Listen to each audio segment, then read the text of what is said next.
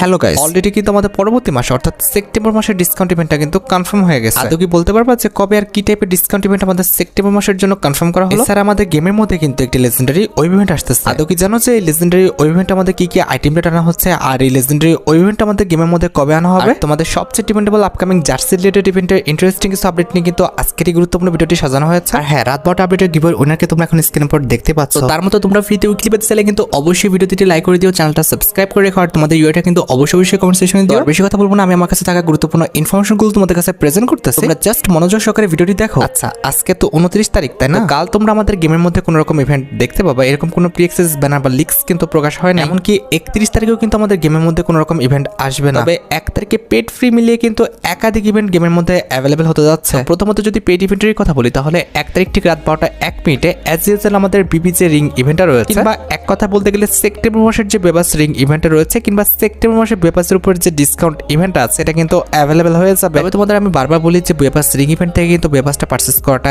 একদমই লাভজনক না। এক্ষেত্রে তোমরা বিপি রিং ইভেন্টটা কিন্তু অ্যাভয়েড করতে পারো। আর বিপি রিং ইভেন্টের পাশাপাশি তোমরা তো জানোই যে প্রত্যেক মাসে বেবাসের মধ্যে আমাদের একটি আল্টারিয়া ড্রপ আনা হয়। সেপ্টেম্বর মাসের ক্ষেত্রেও কিন্তু তার ব্যতিক্রম কিছু হয় না। সেপ্টেম্বর মাসের বেবাসের মধ্যে তোমরা কিন্তু একটি আল্টারিয়া ড্রপ কিন্তু অ্যাভেলেবেল দেখতে পাবা। আর নরমালি আল্টারিয়া ড্রপের মধ্যে কিন্তু আমাদের ওল্ড 4টা ইলেট পাসের বান্ডেল আছে। তার মধ্যে একটি কিন্তু হচ্ছে আমাদের ইলেট পাস সিজন 26 এর মেল বান্ডেলটা, যেটা তোমরা এখানে স্ক্রিনে উপর দেখতে পেয়েছো। আর পাশাপাশি এটার ফিমেল বান্ডেলটাও কিন্তু আল্টারিয়া ড্রপের মধ্যে থাকবে। ইলেট পাস সিজন 26 এর পাশাপাশি আমাদের ইলেট পাস সিজন 51 এর যে মেল বান্ডেলটা আছে এটাও কিন্তু আমাদের আল্টারিয়া ড্রপের মধ্যে কিন্তু অ্যাভেলেবেল করা হবে। আর মেল বান্ডেলের পাশাপাশি এটার যে ফিমেল বান্ডেলটা আছে এটাও কিন্তু আমাদের আল্টারিয়া ড্রপের মধ্যে তোমরা অ্যাভেলেবেল দেখতে পাবা। ইলেট পাস সিজন 26 এবং ইলেট পাস সিজন 51 এর মেল ফিমেল বান্ডেল ছাড়া এই দুটি ইলেট পাসের মধ্যে আমাদের যতগুলো আইটেম রেট ছিল, লাইক আমাদের ইমোট, টি শার্ট, কারের স্কিন, ব্যাকপ্যাকের স্কিন, ব্যাটারি স্কিন সহ যতগুলো আইটেম রেট ছিল, প্রত্যেকটি আইটেম রেটই কিন্তু আল্টারিয়া ড্রপের মধ্যে তোমরা অ্যাভেলেবেল দেখতে পেয়েছো। তোমরা জানো যে আল্টারিয়া ড্রপ থেকে আমাদের এইসব আইটেম রেটগুলো কিন্তু বের করাটা একদমই বোকামি, কারণ এইসব আইটেম রেটগুলো কিন্তু আমাদের বের করাটা অনেকটা কিন্তু ব্যয়বহুল। এই জন্য আমি তোমাদের সবসময় সাবধান করি যে